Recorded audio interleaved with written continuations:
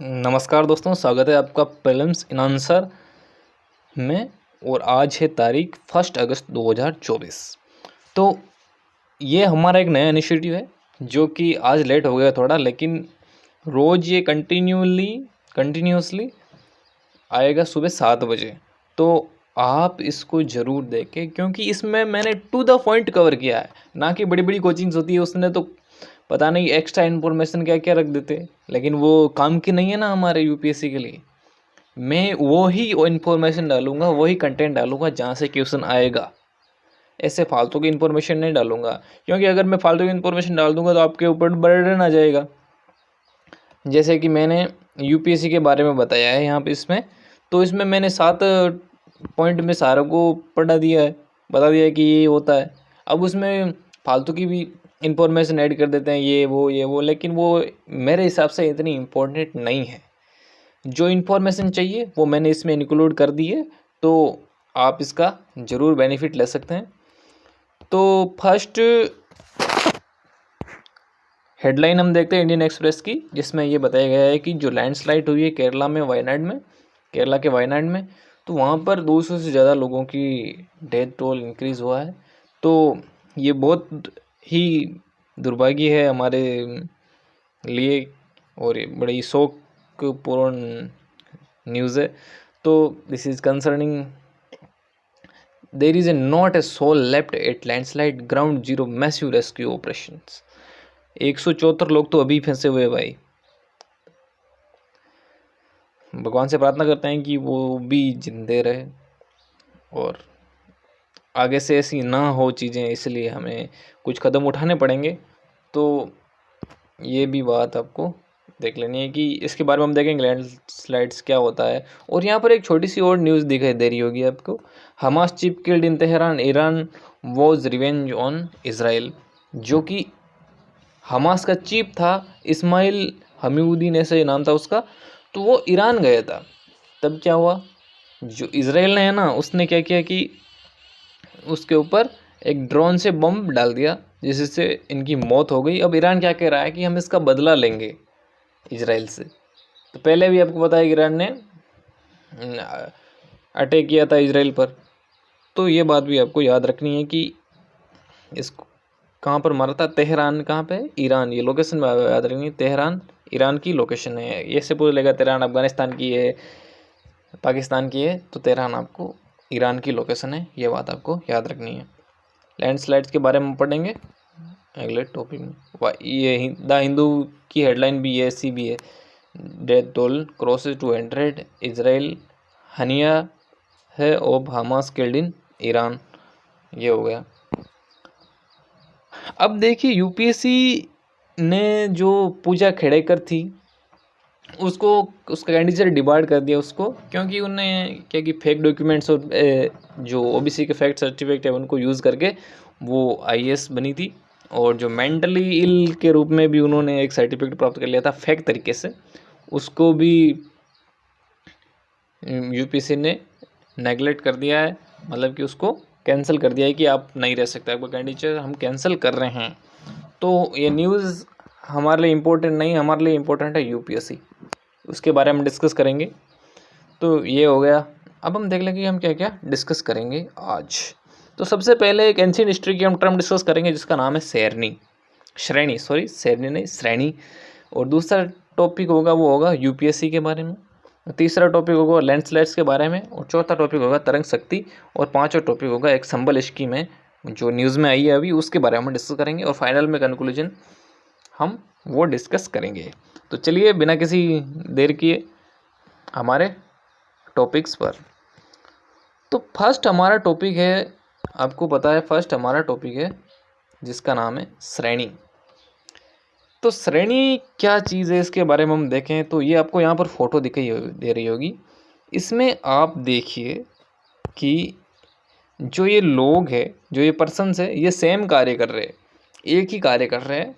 और इनका I think ये गोल्ड का काम कर रहे हैं, गोल्ड डिज़ाइनिंग कर रहे हैं। तो ये आप देख सकते हो कि ये है। तो यहाँ पर क्या लिखा हुआ है कि इन ancient India a shreni was association of merchant, एक मर्चेंट का ग्रुप होता था, traders and artisan and similar to a guild. तो ये बात आपको याद रखनी है कि एक ग्रुप होता था जिसको श्रेणी या श्रेणी कहा जाता था।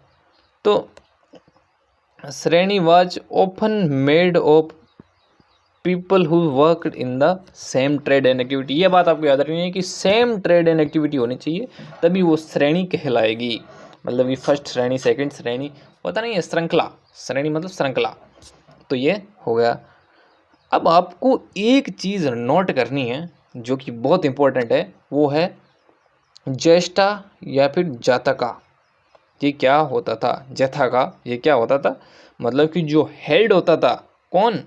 जो गिल्ड का हेड होता था उसको जथा या ज्येष्ठ कहा जाता था। मतलब जो बड़ा, ये तो आप याद रख सकते हैं कि जो बड़ा होगा वो ज्येष्ठ होगा, मतलब जो हेड होगा।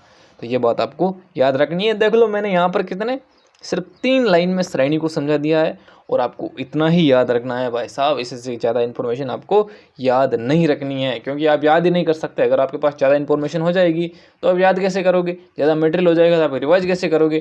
तो मैंने वो लिमिटेड इन्फॉर्मेशन दी है जिससे आपका 100% क्वेश्चन सॉल्व हो सके।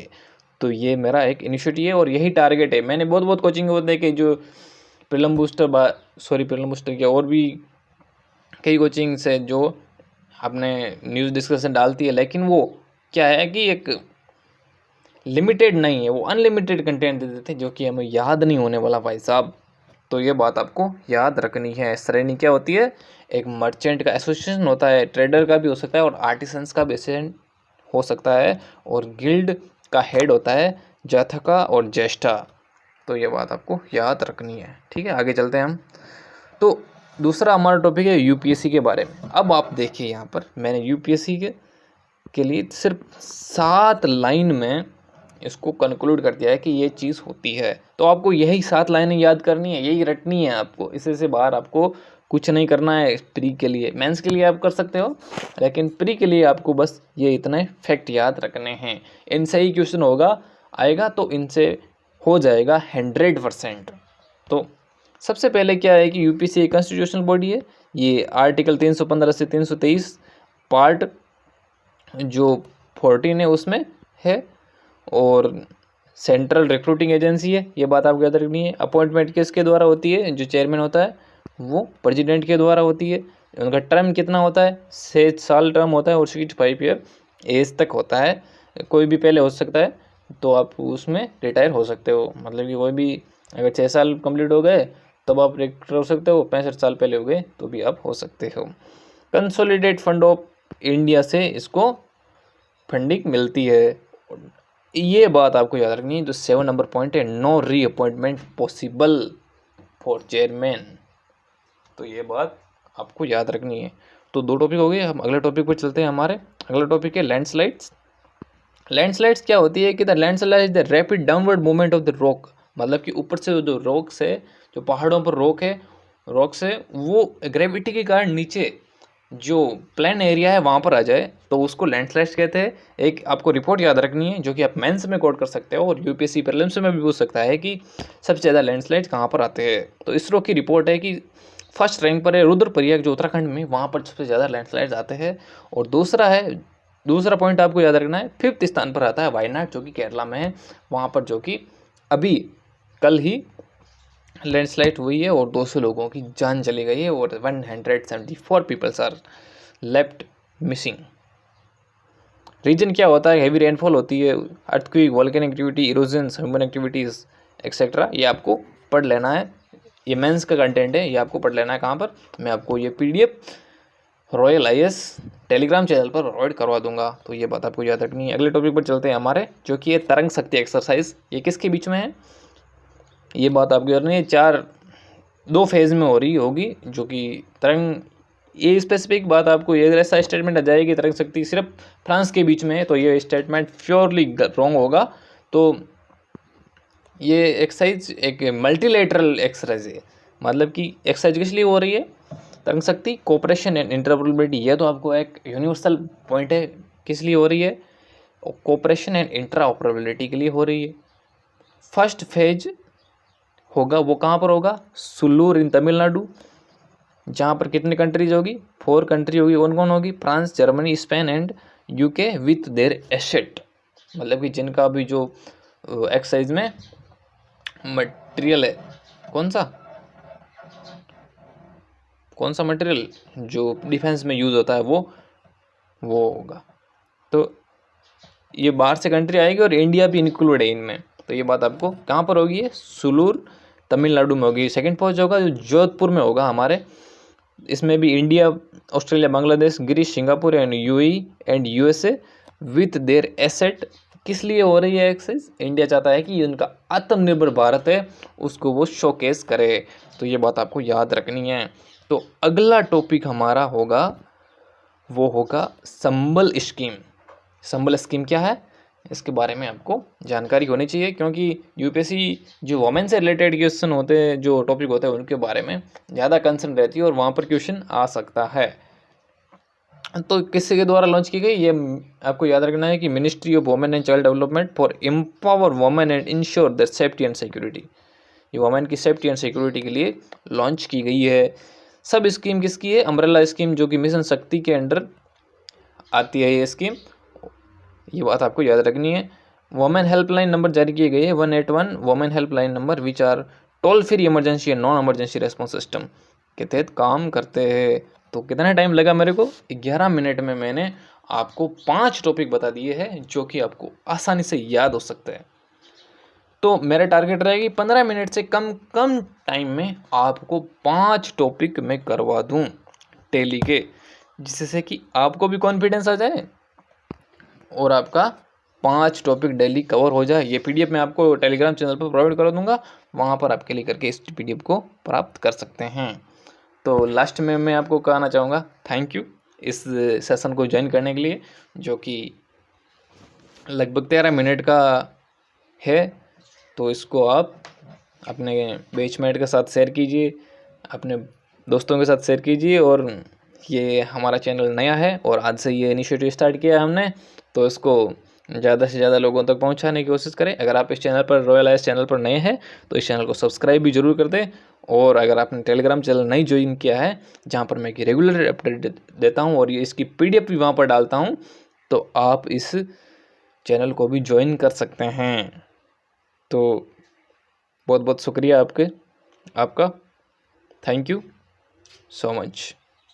ओके बाय, कल मिलते हैं हम फिर।